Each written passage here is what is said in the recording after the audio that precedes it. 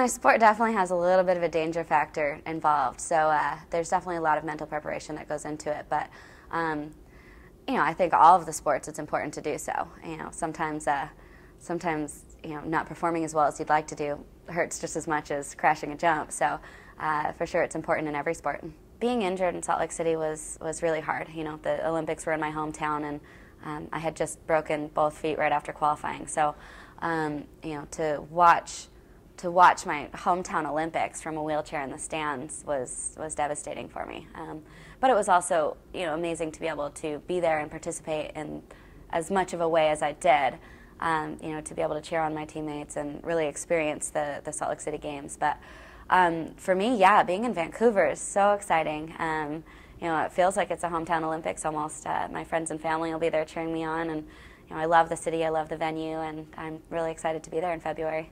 I definitely think there is a certain personality that it takes to be an aerialist. We're definitely all a little bit of adrenaline junkies. I love challenging myself, I love scaring myself, and I love doing something that potentially I had thought was impossible a week or a year before.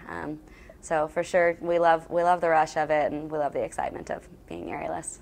They're all a little crazy. I don't know, I'd say Speedy's probably the craziest of all of us. The jumps that I'll be competing next year at the Olympics in 2010 will be a double full and a full double full. So they're both triple twisting, double backflips. What's exciting for me is that I debuted a new trick last season, and it went really well, better actually than I expected. I thought maybe since it was new it might have been a little inconsistent, but it went very well and ended up on the podium with those tricks a couple times. The cool thing about it is that this time around I have the degree of difficulty to perform well and consistently be on the podium, which is exciting. In the past, my degree of difficulty was a little bit lower, and for me to do well, I had to have someone else mess up. So it's exciting to go into every competition looking to win and look to perform my best with difficult tricks as well.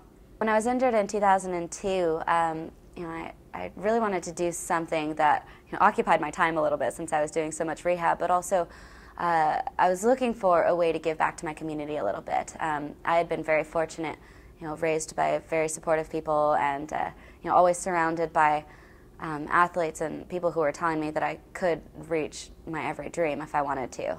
And I think all over the world there's kids being told, you can't do this, you can't do that. Even growing up myself, every once in a while there'd be someone that was like, why don't you do something that you can actually have a future in, or something like that. But I wanted to give the opportunity to these kids around Utah after the 2002 games with so many medalists running around, that they could learn for themselves that they could achieve whatever dreams it was that they wanted to reach as well. Whether it was to become an athlete or to succeed in some other venue. I also have recently gone on a trip with the organization Right to Play. I've been involved with Right to Play since 2002, and I was really excited to have the opportunity to actually go to the field and do some work with some kids. So I went to Jordan for 10 days, and it was a part of a State Department funded trip, which was really cool. So we had the chance to go over there for a long time and really be involved with the kids. We spent a little time with their teachers and coaches working on a coaching methodology and trying to help them develop programs that will teach these kids the life lessons through play that they were missing out on, from being from severely disadvantaged places. Some of the kids in Jordan have been in refugee camps their whole lives, or have been children soldiers, and you really don't have the opportunity to play and to learn through their play. Here in the U.S., so many kids have the chance to grow up, playing sports and being active and being outside, and through doing that you learn so many different lessons. You learn confidence, cooperation, inclusion, and in Jordan we taught a lot of skills such as healthy conflict resolution, and including girls and disabled kids, and we had a really great time. We bridged a very big gap between language differences and cultural differences, and we just had an awesome time on the field. And I think that sport really has that opportunity to bring people together in that way.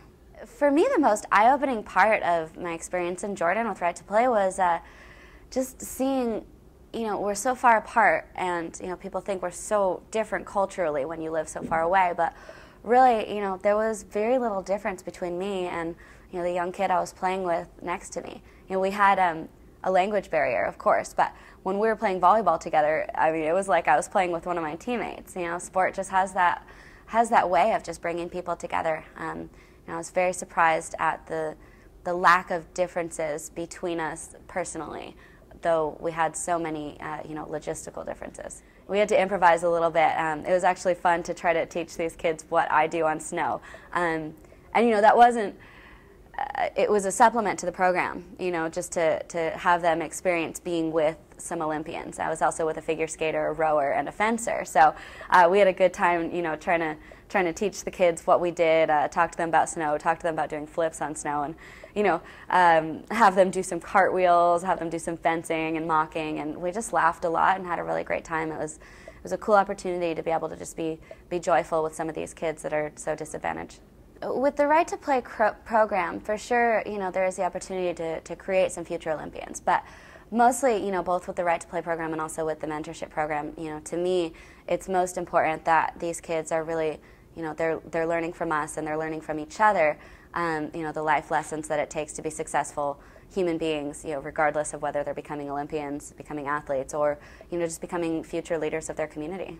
I grew up as a gymnast and a skier, so about 4 years old, I learned how to ski and started being involved in a gymnastics program. So around age 12, when the sport of freestyle aerials was presented to me, I thought it was the coolest combination of the two sports that I loved the most. And I'd kind of gotten to the point where I wanted to be competitive in both skiing and gymnastics, and it was a really hard choice to go between the two of them and decide which one I wanted to do. So it was kind of the perfect combination, and I was able to do both almost, which was really exciting. Our event takes a lot of preparation. Basically we start really small, learn the very basic skills that it takes in order to do, a backflip and then add a twist, and you just continually progress until you're at an Olympic level, if that's what you choose to do. I personally prepare every day with a little bit of yoga, some nice quiet music, try to get my heart rate down and get my body ready. And then, when I get to the hill, we do a bunch of speed checks and make sure that everything's perfect, make sure the jump is good and the landing hill's good, and then we just go for it.